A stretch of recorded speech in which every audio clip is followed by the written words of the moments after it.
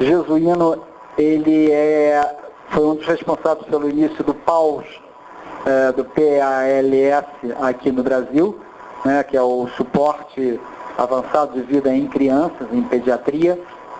Ele trabalha na sala de trauma infantil, digamos assim, né, que é aqui na nossa emergência, lidando com o trauma na criança todos os dias.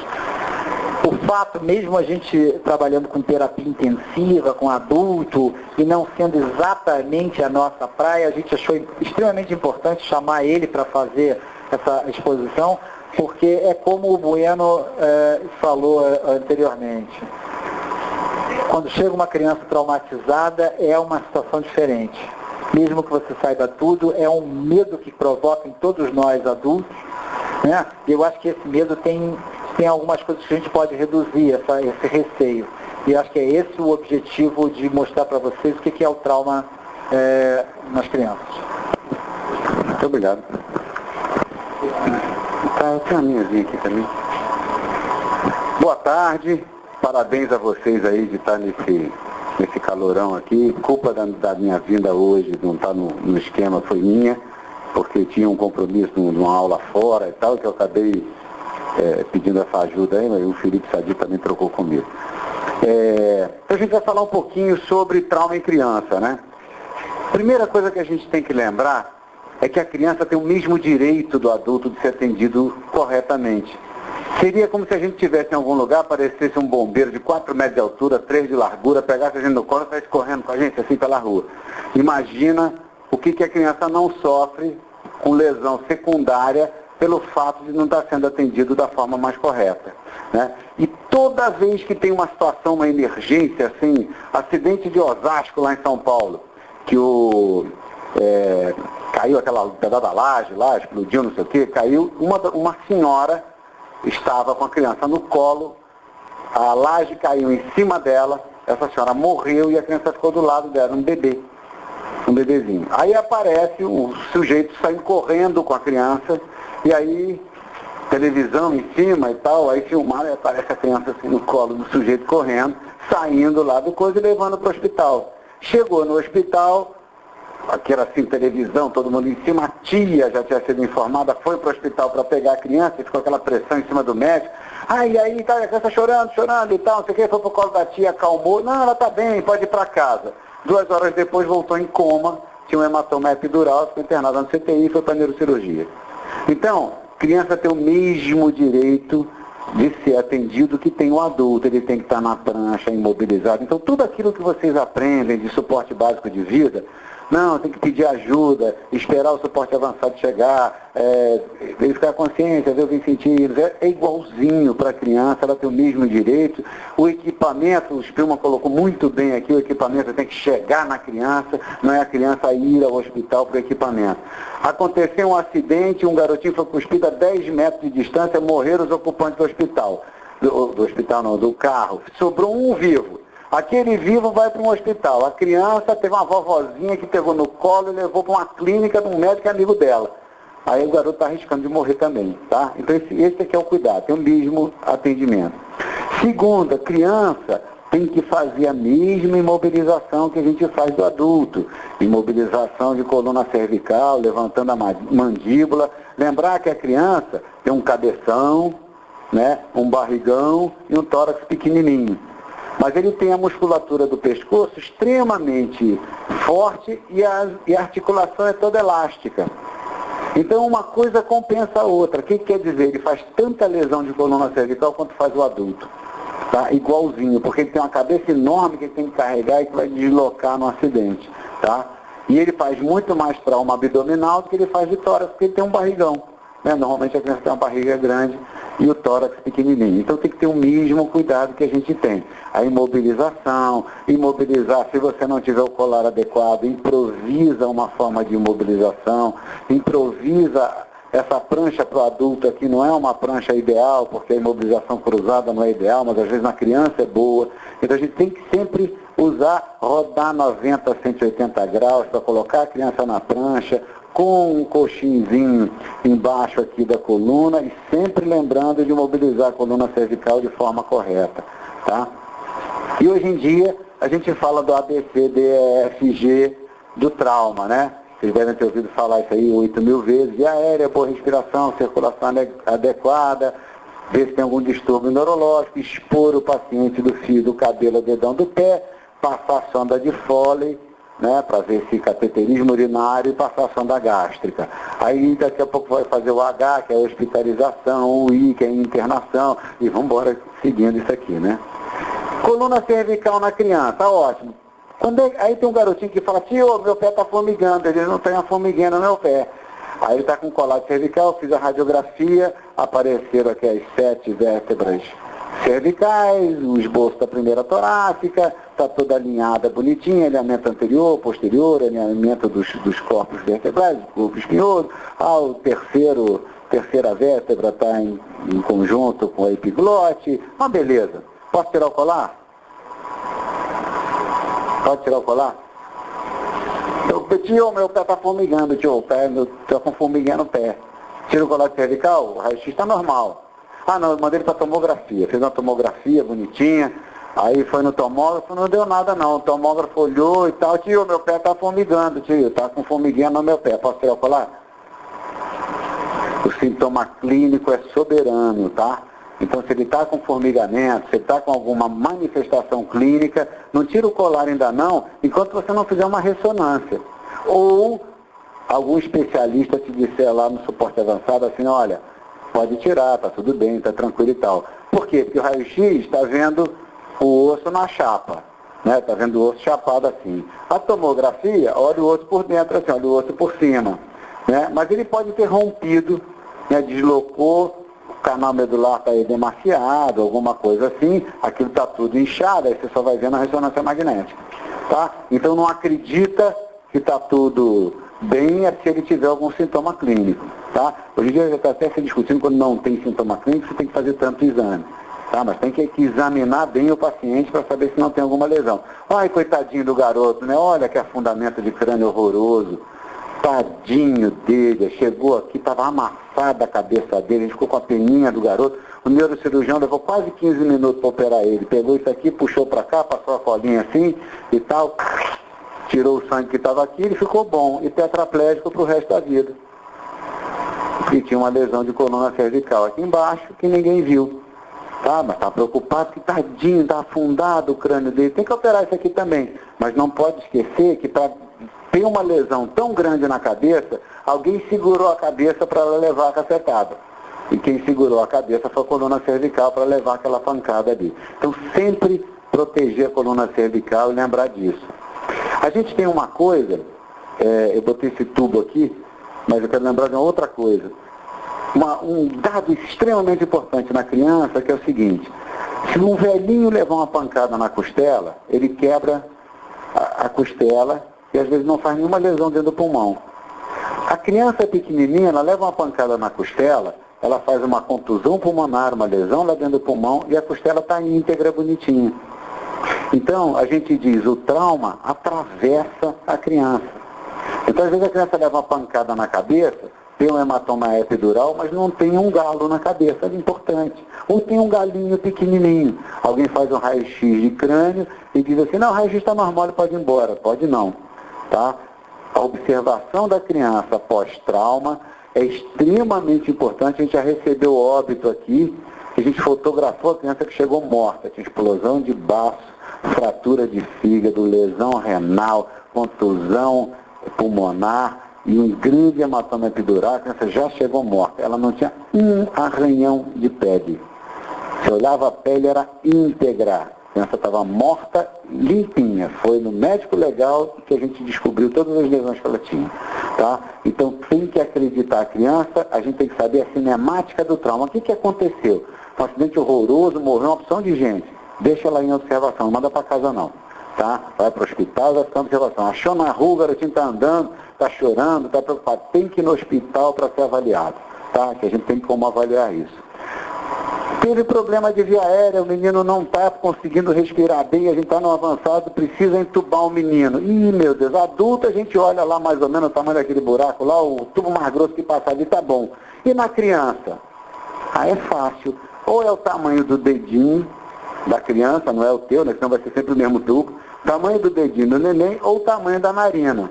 Mas aí tem aquele aluno chato que fala assim, mas professor, e se o cara for maneta e tiver lábio leporino, como é que eu fico? Aí você tem que saber uma fórmulazinha, né? Tá? Essa fórmulazinha serve para criança acima de 2 anos de idade. Então é 2 mais 16 dá 18 sobre 4 dá 4,5. Então para decorar, recém-nascido é um tubo 3,5. 1 ano, um tubo 4. 2 anos, um tubo 4,5. A cada 2 anos a gente vai aumentar meio. Então, 4 anos é um tubo 5, 6 anos é um 5,5, 8 anos é um tubo 6, que já é o de adulto. Né? E o que é importante? A via aérea da criança, ela é oblíqua, ela é assim, ó. Ela fecha na sua parte inferior. Então, quando você coloca... Por que é importante a gente ter uma ideia do tamanho do tubo? Porque quando você coloca o tubo, ele vai espremer ali na região da cartilagem cricoide. E aí pode fazer uma lesão na traqueia da criança. Por isso que a gente não usa o cuff. E é importante que o tamanho do tubo seja adequado. Se eu usar o maior tamanho que passa na epiglote, ele vai ser muito grosso e vai espremer ali na região da cartilagem cricoide. Tá? Então a gente tem sempre que tentar usar o tubo de tamanho adequado. Tá? E o tubo não tem cuff, porque ele já tem um cuff natural que ele vai apertar ali naquela porção inferior ali da traqueia. Tá? Sempre quando a gente for entubar, a gente deve não quebrar os dentes da criança. Então é bom fazer uma medicação prévia antes de entubar a criança. Então sempre oxigenar bastante com oxigênio a 100%. E depois sedar a criança. O dormonídeo, o midazolam, é ótimo para a sedação, dá um relaxamento ótimo. Se a gente fizer nessa dose terapêutica, 0,25 mg por quilo, isso dá 0,05 ml por quilo. O midazolam não deixa a criança lembrar que foi você que entubou ele, tá? Mas ele vai sentir dor de toda forma. Então, para ele não sentir dor, a gente usa um derivado da morfina, um opioide, que é um fentanil. O fentanil na dose terapêutica de 2,5 dá 0,05 ml por quilo. E hoje em dia está extremamente recomendado curarizar também, preferencialmente com curário não despolarizante. A gente usa ou Tracrium, que é o atracúrio, ou Vecurônio. Se usar o Tracrium, que a gente tem aqui no hospital, dá 0,05 ml por quilo. A droga ideal é o Rocurônio, que a gente tem que pedir aqui no centro cirúrgico para conseguir. Se o paciente está totalmente apagado, totalmente relaxado, lidocaína, se for 2%, é 0,05 ml por quilo. Então o garotinho tem mais ou menos 10 quilos, tem 1 ano, meio ml para tudo. Tem 20 quilos, 1 ml para tudo. Não é complicado a dose que você precisa fazer. Não pode sair aquela maquininha da Mini que sai a musiquinha e ficar meia hora fazendo conta, tá? É só fazer 0,05 por quilo, que são as drogas de emergência para isso aqui. Estão querendo copiar tudinho, é. Pode copiar, depois a gente volta, empresta. Quando entubar, não esquecer e largar a coluna cervical. Pedir alguém para te ajudar, pode retirar o colar para entubar ou tentar entubar com o próprio colar, mas lembrar da coluna cervical. Depois que a criança está entubada, aí tem algumas coisas que podem acontecer que a gente chama de DOP. O que é DOP? O tubo pode deslocar, pode ficar obstruído, pode fazer um pneumotórax, ou pode ser uma falha de equipamento, não está acontecendo nada. Se o tubo deslocar, ele pode deslocar para dentro. E aí, olha só, o tubo está todo enfiado no pulmão direito, ele geralmente fica no pulmão direito, aí o pulmão esquerdo está todo atelectasiado e o pulmão direito está ventilando, tá? Aí o que vai acontecer? Você vai vir aqui e não vai ouvir nada aqui. O menino está entubado, começou a ficar muito agoniado, o ideal, tira o tubo e passa outro. É muito mais fácil, porque aí eu tiro o deslocamento, tira a obstrução do tubo, vou olhar o tubo, ventila um pouquinho bolsa e máscara, entuba de novo, tá? Mas uma coisa é se deslocar. Pode deslocar para fora também e sair. Pode entupir, que é o óbvio, obstrução. Pode fazer um pneumotórax, né? Ou pode ser uma falha do equipamento. Qual é o erro que tem nessa radiografia aqui? Pode processar o médico que tirou essa radiografia, mandar prender, que tem um erro ali inaceitável. Qual é? Hein? Um erro ali inaceitável naquela radiografia ali. Quem me diz qual é o erro ali horrível? Esse médico tem que ser condenado que tirou essa radiografia. É um pneumotórax hipertensivo. Meus parabéns. Pneumotórax hipertensivo é um diagnóstico clínico. O que vai acontecer? Está todo roxo, cianótico, agoniado. Aí você vai olhar, tem um pneumotórax, o pulmão está todo aqui, ó. O resto aqui é ar. Jogou aqui o mediastino todo para a direita, aí dobrou 2 vasinhos que a criança tem, não são importantes não, tal de aorta e pulmonar. Dobrou assim, fechou os 2 assim, só esses 2, né? Dobrou aqui em cima, que é o chamado balanço do mediastino, que você vai comprimir os vasos da base. Isso é risco de vida, né? Então o que vai acontecer? Você vai escutar o coração aqui? Não tem. Você vai olhar a traqueia, está desviada para o lado oposto da lesão. Aqui está timpânico, aqui está atimpânico. Escutar murmúrio, não tem murmúrio. Bota uma agulha, segundo espaço intercostal, linha médio clavicular, para fazer o esvaziamento, aliviar aquele pneumotórax hipertensivo. Se você colocar uma agulha numa criança que não tinha um pneumotórax, o que vai acontecer na hora que você passar a agulha? Ela passa a ter. Ninguém vai poder dizer que você errou. Entendeu? O que a gente faz quando a criança é muito pequenininha? Um gelco, pega uma seringa com um pouquinho de líquido, tá? Passa o gelco com a seringa, porque no adulto você passa a agulha e faz... É mole de saber se você acertou. Na criança às vezes você não vê, tá? Então pega o gelco e coloca uma seringa de 3 ml com meio ml de água. Aí você passa aquela seringa com o gelco, aí vai ficar borbulhando ali constantemente na seringa, você sabe que tinha um pneumotórax hipertensivo. Recomendação do curso do PAUS e do curso do ACLS. Está na dúvida, bota uma agulha de cada lado. Tá? Porque é muito melhor ter uma agulhinha com o pneumotórax aberto do que ter um pneumotórax hipertensivo que vai levar à morte. Tá? Por isso é sempre importante lembrar disso aqui. Às vezes, claro que você não vai fazer isso na criança que está ótima, olhando para você rindo. Espera aí que a gente vai dar uma agulhadinha, você que é mais seguro. Tá? Menino que está cianótico, mal, que começa a bradicardizar, fazendo hipóxia severa, aí você vai tentar recuperar dessa forma. E esse aqui, eu nunca tive nenhum acidente, nenhum problema fazendo cirurgia cardíaca. Nada. Eu nunca operei um coração na minha vida. Atendendo a emergência aqui, toda hora eu faço bobagem. Esse aqui é um festival de bobagens que assola o país. É o joguinho dos múltiplos erros. Se não foi trauma, foi uma criança que chegou extremamente grave aqui no hospital, parando, desnutrido, todo com cheio de lesão de pele, diarreia, aquelas coisas horrorosas. Tinha um cirurgião do nosso lado, extremamente rápido, abriu a axila da criança aqui, pegou a axilar, passou um catéterzinho e a gente começou a infundir líquido nesse acesso que ele conseguiu pra gente. Era aquele maracujazinho, assim, todo enrugadinho, mesmo ficou começando a tomar vida, né? Todo cianótico, todo roxo, já bradicardizando, falência cardiopulmonar.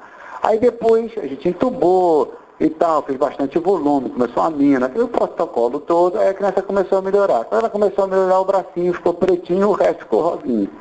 Né? Aí o bracinho ficou pretinho e o sangue começou a subir pelo catéter que ele tinha dissecado a veia. Aí a gente chamou ele de volta, né? E, pegou a artéria. Não, como pegou a artéria? Não vinha sangue nenhum, eu tenho certeza que não era, só que parando não dava para ver, né? Aí levamos para o raio-x para saber se era artéria ou veia. Aí jogamos o contraste está aqui subindo pela carótida belamente. Era artéria mesmo, né? Então o contraste está subindo aqui pela carótida. Mas enquanto a gente está aqui nesse carótida, não é carótida e tal, o tubo entrou dentro todo do pulmão, atelectasiou o pulmão direito, lobo superior, o pulmão esquerdo, lobo superior do pulmão direito, e a gente está lá discutindo se é artéria ou se é veia. Então, tem que estar sempre reavaliando, tá? Doente é grave, reavalia, que senão você acaba fazendo bobagem.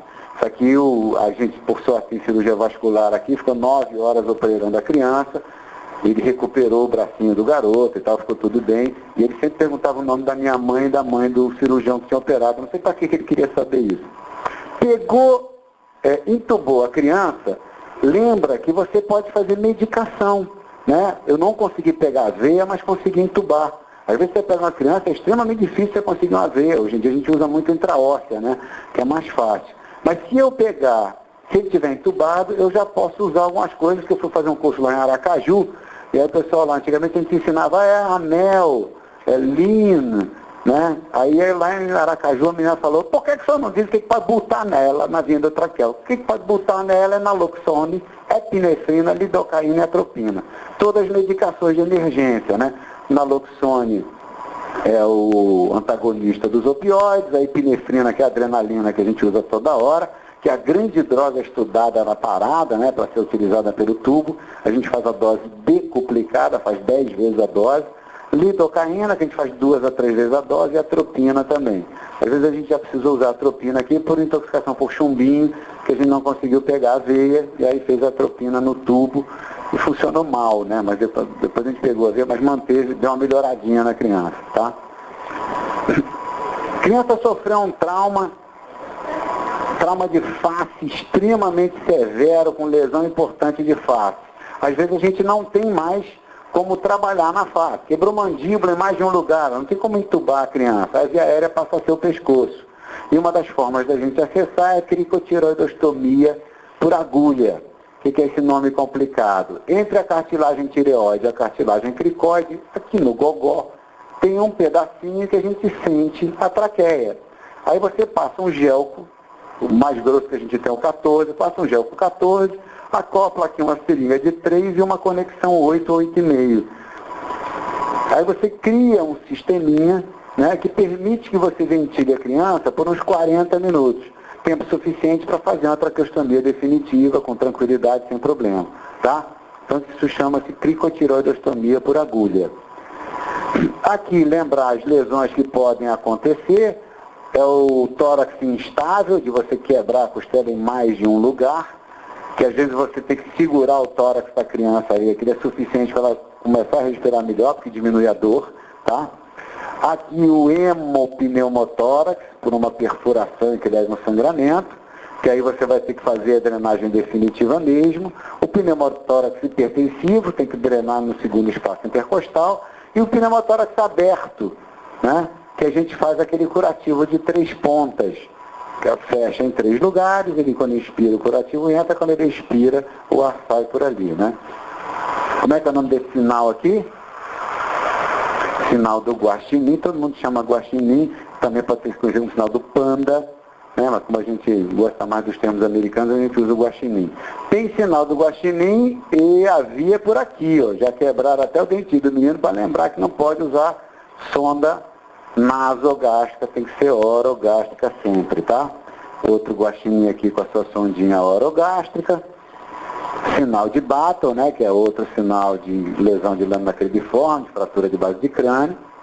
E esse aqui é o último, esse foi o último manual que saiu do PAUS, do curso novo do PAUS, dizendo o que é para fazer na ressuscitação volumétrica numa criança com traumas múltiplos. Então, o que a gente vai fazer? Não tem perfusão sistêmica adequada, 20 ml por quilo de solução cristalóide, ou Ringer lactato, ou soro fisiológico. Aí eu faço 3 etapas dessas, segunda infusão rápida, continua com o sinal de má perfusão, faço a terceira, e aí se eu fiz 3 etapas rápidas de 20 ml por quilo de solução fisiológica, e ele não estabilizou, não melhorou a taquicardia, a taquipneia, não melhorou, não compensou a perfusão periférica, começou a urinar, nada disso aconteceu. Aí depois da terceira eu vou dar ou concentrado de hemácia, né, ou sangue fresco, normalmente o que a gente tem aqui é concentrado de hemácia, e continuo repetindo aquelas etapas de 20 ml por quilo de solução fisiológica. Então eu faço 3 etapas, uma de sangue, 3 etapas, outra de sangue, tá? Então esse é o protocolo inicial de ressuscitação para o trauma. Os locais que a gente consegue acesso vascular, a veia femoral é uma veia ótima como acesso de emergência, tá? É só você sentir o pulso da artéria femoral, a veia está logo medial a ela. É bastante simples da gente conseguir esse acesso aí. Outro acesso é a jugular interna, que você pode fazer ou o acesso anterior ou o acesso posterior. Ela passa cruzando aqui o esternocleido, né? Então você consegue pelos dois lados. É um procedimento relativamente rápido também, quando você não consegue uma veia periférica. O ideal são 2 veias periféricas de grosso calibre. E o outro é a subclávia, que é uma veia bastante calibrosa mesmo na criança, né? Então, um outro acesso. E o que a gente usa muito em criança é a intraóssea. A intraóssea funciona como se fosse uma veia que não colaba. Então, com a agulhinha de intraóssea, se acredita que o sucesso seja acima de 90% de você conseguir acessar a via intraóssea por esse método. O ideal é nessa região aqui, no platô tibial, entre a região anterior e medial da tíbia. É na parte mais plana aqui da tíbia, né? E aí você coloca a agulhinha aqui. Agora, pode ser também em cima do tubérculo medial, pode ser distal do fêmur. Em adulto, criança maior, você pode usar na crista ilíaca ou aqui no tornozelinho. Então, qual é a ideia? É você atingir a medula óssea com a tua agulha, tá? Atingiu a medula óssea, o sangue vai pela poplítea e rapidamente atinge a circulação central. Hoje em dia a gente já está fazendo até adenosina nas intraósseas com boa resposta. Cuidado com o pessoal muito forte para não transfixar o osso e o líquido ficar todo fora aqui, ficar no intestício, né? Então, criança com trauma é igual a terapia intensiva. Terapia intensiva não é um local, é uma atitude de quem está cuidando. Então, você pode fazer terapia intensiva na beira da praia, na hora que você pega uma intraóssea e vem hidratando a criança. Isso é terapia intensiva. Então, palpa sempre para ver se está direitinho. Pode acontecer um extravasamento desse importante, então isso não pode acontecer se você estiver palpando toda hora ali, que você vai ver que está fluindo mal e que o líquido está ficando ali, a perninha está ficando durinha, né? Esse aqui é o segurança lá de casa, tá? Cuida da segurança. E por falar em segurança, uma das coisas mais importantes que a gente tem que lembrar em trauma de criança é que a gente, no nosso meio, tem muita trauma por arma de fogo. Então, eu cheguei de manhã para passar visita aqui na enfermaria, tem uma criança com turbante enorme, e uma senhora gordinha, assim, bochechudinha, bonitinha, né, do lado. Aí eu perguntava para o presidente, o que houve ali? E tal. Falei, foi uma criança que levou um tiro, o neurocirurgião falou que não é para fazer nada e tal, que ele vai ficar com essa bala, mas a criança está bem. Ah, tá bom. Eu fui lá, oi mamãe, tudo bem? Bom dia. Ela, bom dia, doutor, tá tudo bem? Tá, sim, senhor. Violência, né, mamãe? Quem foi que atirou no garoto? Fui eu. Então, o que aconteceu? O pai do menino tentou matar o menino. O menino tinha uns 8 anos, o pai começou a enforcar o menino, deu uma gravata para matar o menino. Aí, quando a mãe viu que ele ia realmente matar o menino, pegou o revólver do pai e deu um tiro no tórax do pai. Só que o tiro atravessou o pulmão do pai e parou na cabeça da criança. Aí o pai foi internado aqui também no politrauma, botou 2 drenos de tórax. Quando deu lá umas 4 e tanto da manhã, ele resolveu ir lá visitar o filho, carregando os 2 dedos. Meu filho, quero ver meu filho. Aí a guardete lá da pediatria, coitadinho, foi lá, segurou o dreno para ele, aí carregou direitinho, aí parou, seu filho é esse aqui. Ele agarrou no pescoço do menino para matar o menino de novo, né? Mas aí alguém viu a situação, já tinha avisado ao PM, o PM delicadamente solicitou que ele soltasse o menino e ele foi reinternado no politrauma com afundamento de crânio, mas ele soltou o menino na mesma hora, entendeu? Foi super tranquilo, tá? Então lembrar, mamãe disse assim, doutor, meu filho caiu do meu colo. Ele estava no meu colo, eu estava deitada na cama, eu vi assim, ele caiu do colo. O menino está apagado, está estranho.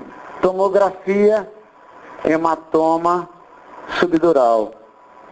Tem hematoma subdural numa criança que caiu do colo, caiu do berço, a história não combina com o fato, tá? O que faz muito isso, grande mestre, tudo bom?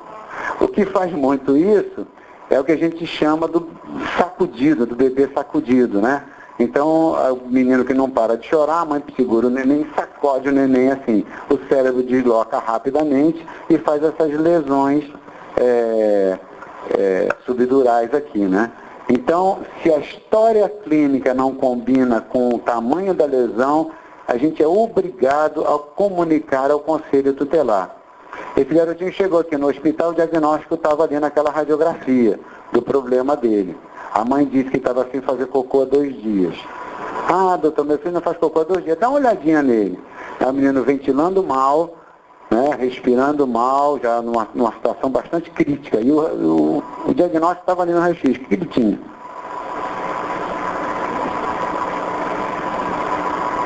O garoto tinha 6 meses. Me diz uma coisa, 6 meses dirige carro, joga futebol, tem namorada ciumenta, nada disso, né?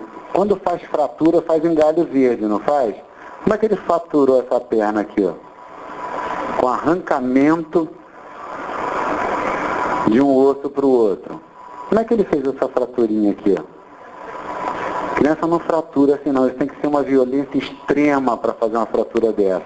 Isso era um grande hemoperitônio que já estava dando restrição à ventilação pulmonar da criança, tudo aqui era sangue dentro da barriguinha da criança. Foi para o conselho tutelar, nós conversamos, os pais eram muito jovens, conversamos com os pais, e aí eles confessaram que eles tinham usado droga e que o menino estava num bercinho, num cômodo da casa, e quando eles saíram do trânsito da droga, o menino estava no chão, na cozinha, né, já respirando mal e tal, e aí eles trouxeram essa história, que o menino não evacuava 2 dias, eles trouxeram essa história que ele não estava evacuando, tá? Então aqui uma outra criança, que é a fratura mais comum, que é a fratura em galho verde, mas fratura de osso longo em criança tem que comunicar ao conselho tutelar, no mínimo é suspeita de maus tratos. Eu comunico 1 por semana aqui no hospital, nunca fui chamado para depor, para nada disso. A ideia do conselho tutelar é reunir a criança com a família, ajudar e não uma coisa punitiva, tipo chamar o PM para resolver o problema, tá? Aqui não é trauma, né? Uma criança extremamente desnutrida, a culpa também não é da genitora, que provavelmente é tão miserável quanto a criança, tá? Só que ele está olhando aqui para a gente, e a única pessoa que pode ajudar ele somos nós. Eu acho que isso também é uma forma de violência, né? Então o garoto lá é extremamente desnutrido, a mãe também muito miserável. Isso aqui é uma outra criança desnutrida, né? Aqui é uma aula do que é um kwashiorkor, né? Aqui um rosário raquítico, né? Um grupo americano aí queria ser fotografia de qualquer maneira. Não, eu quero esse rosário raquítico, nunca vi isso lá no nosso meio e tal. O Lee Iacocca, quando foi ser presidente da Coca-Cola, a Coca-Cola estava falindo, né? E aí chamaram ele para salvar a Coca-Cola, para ser presidente da Coca-Cola. Aí ele falou, eu quero sim, mas não quero que ninguém saiba que vou ser eu. E tal. Aí ele foi lá, foi fazer chapinha de Coca-Cola, transportar Coca-Cola num caminhão, ver onde é que distribuía, qual era o botequim que vendia Coca-Cola, construir garrafa, fez uma festa. Né? Depois ele assumiu a presidência, a Coca-Cola saiu do buraco e se tornou uma das maiores potências do mundo. E ele disse, na hora que eu quero aposentar, ele ganha parece que mais ou menos $100 mil por ano, uma coisa dessa assim. Ele disse, não, eu quero aposentar porque eu tenho muita inveja dos médicos. A gente também tem inveja dele, não é nada, né? A gente acha que ele tem razão, né? Mas ele diz, porque quando eu vim para cá, eu vivi muita emoção para mudar isso aqui. E os médicos vivem emoção todo dia. Então vale a pena a gente comunicar ao conselho tutelar, a gente é quem vai poder ajudar a criança, tá? E aí a gente, grande pagamento que a gente não ganha lá os $100 mil, mas ganha esse sorrisinho aí, sem rosário raquítico, sem nada, que vale a pena, tá? Muito obrigado pela atenção e um grande abraço.